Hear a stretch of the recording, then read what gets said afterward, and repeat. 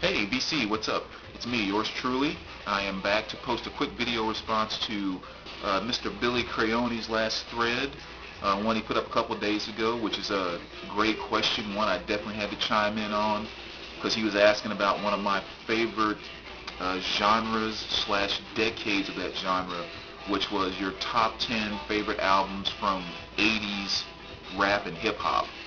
Um, I mean, that whole time period, from early 80s right up until about maybe 92, 93. To me, that's just like when the world of hip hop was incredible. Everything after that can pretty much, you know, go do something that I won't tell it to do on camera. But so I definitely want to kind of jump in on this thread and kind of share a few things with you. As always, I cheated, but I narrowed it down to 13. There was a lot more and a lot of good stuff I left out, but I narrowed it down to 13. So I'm going to go 3 honorable mentions and then my 10 albums. So my 3 honorable mentions, favorite hip-hop albums from the 80s. I'm going to go number 1, Ice-T's Power from 1988. Very, very good album. This was kind of one of the early gangster albums, if you will, where the whole idea behind a lot of that storytelling came into play, but it was still nowhere as bad as what things got to in the mid '90s. Definitely, in my opinion, one of Ice-T's best works there. Songs like Drama, Grand Larceny, Power. I mean, just some really, really good stuff on here. I'm a big Ice-T fan. Next honorable mention, gonna go with Heavy D and the Boys. This is Big Time. And this is from 1989. Songs on here like We Got Our Own Thing, Somebody for Me, definitely the biggest hits, and of course More Bounce to the Ounce, which is that sample from Roger and Zapp's More Bounce to the Ounce. But that was also a really, really good album. So that definitely has to be an honorable mention. And my last honorable mention goes to Dana Dane with Fame. And this was kind of on the, that same type of slick Rick tip. I mean, he had a very unique delivery in his rapping and so forth. And this is just kind of more the fun stuff. This is more the fun rap that was out back then, in my opinion. So that's definitely a good honorable mention. Now, my top 10 in no particular order, but I am going to save the last 3 that I think were probably the best 3 albums. But the first one's here in no particular order. For my top 10 favorite hip-hop albums of the 80s. I gotta agree with Mr. Crayone on this one. Run DMC, King of Rock. I mean, that's a classic. That's really one of the first albums that started taking hip-hop to another level. Songs like, King of Rock, Can You Rock It Like This, and You're Blind. You can't see, you need to wear sunglasses like DMC. Love that album. And I have all the studio albums by this band, so I had to pick, or this group I should say, so I had to pick one, and I went with Fat Boys, self-titled Fat Boys. And I chose this one over their first album because this has a song, self-titled Fat Boys, which I think is probably their best song ever. Yeah, I love that song. So that's Fat Boys.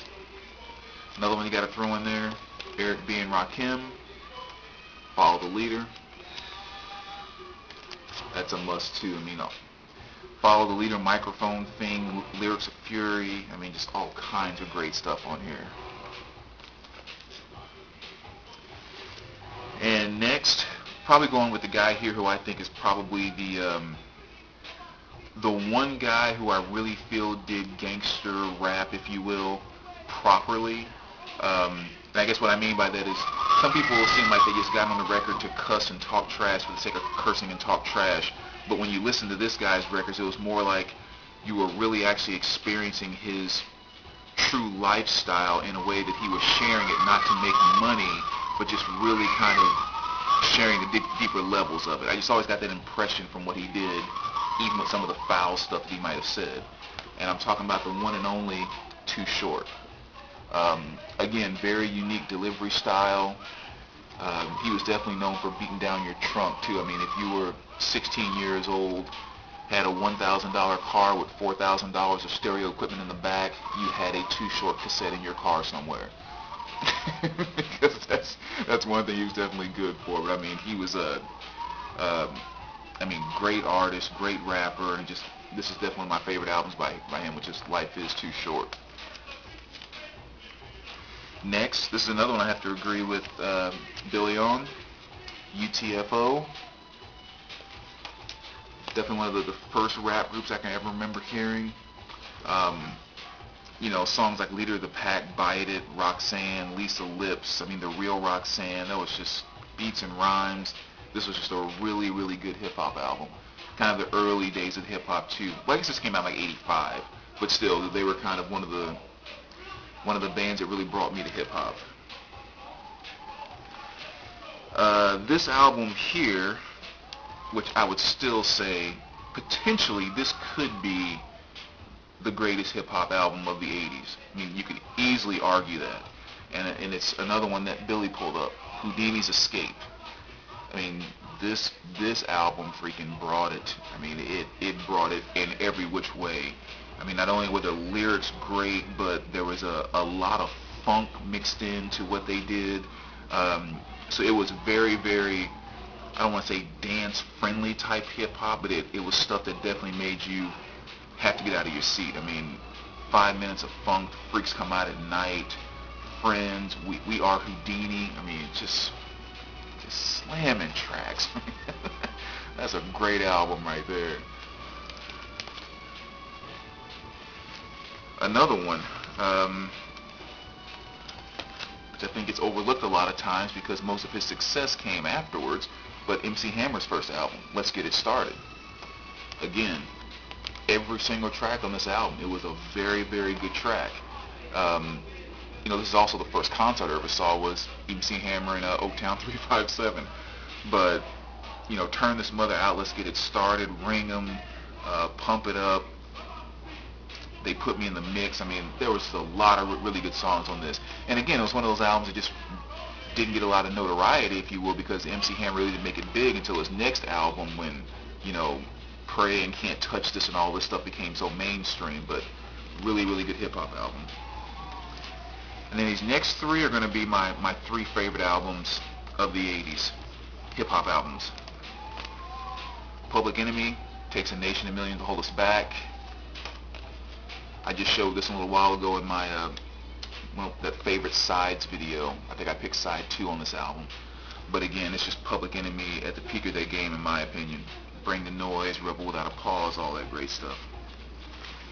Now, I can't decide which one of these to call the greatest album of the 80s, so I'm just going to give it a tie for first place. There's no way I can really distinguish between the two. Number 1 is going to be EPMD's Strictly Business. I like this album so much because I'm definitely all about the old school funk, especially your, maybe not even funk as you think about it in terms of 70s funk, but more like Roger and Zapp type funk, like electric funk, that type of thing. Voice box kind of funk. And EPMD was all about that. I mean, all the samples they did on here from just some of the greatest funk tracks of all time. So this album from top to bottom was also a really, really great album. So definitely one of my favorites, or tied for my favorite album of the 80s. And the other one that goes along with it, which is this one right here, the DOC, No One Can Do It Better. Kind of tragic too. He had some type of accident or illness or something that happened to him, and he lost his voice, which was kind of sad because I know he was on pace to throw down some serious stuff. Matter of fact, if you ever listen to Dre's Chronic album, you hear that, like, some of the talking segments in between, there's someone talking like in a very scratchy type voice or whatever, and it's the DOC. I mean, that's just kind of how messed up. I don't remember if it was an accident or illness or what, but this album, again, is just one that when I was in high school, everybody had. I mean, everyone. It's just, again, a perfect album from front to back. And it's one of those albums that's so good that I've always said for the longest time, this album could have came out anywhere over a 15, 20-year time period, and still been kind of fresh and right up to date with everything that was going on in hip hop. I mean, it was just that perfect of an album. Songs like It's Funky Enough, Let the Bass Go, Beautiful but Deadly, which was kind of a, some metal mixed in with hip hop there. The Formula, again, talk about beating down your trunk. Perfect hip hop album, absolutely perfect. So again, these are the two I would have to make my number one, or my two number ones of the 80s. So anyway, just wanted to jump back in on that thread really quick. As always, let me know what you guys think, and I will talk to you guys soon. All right, take care, BC.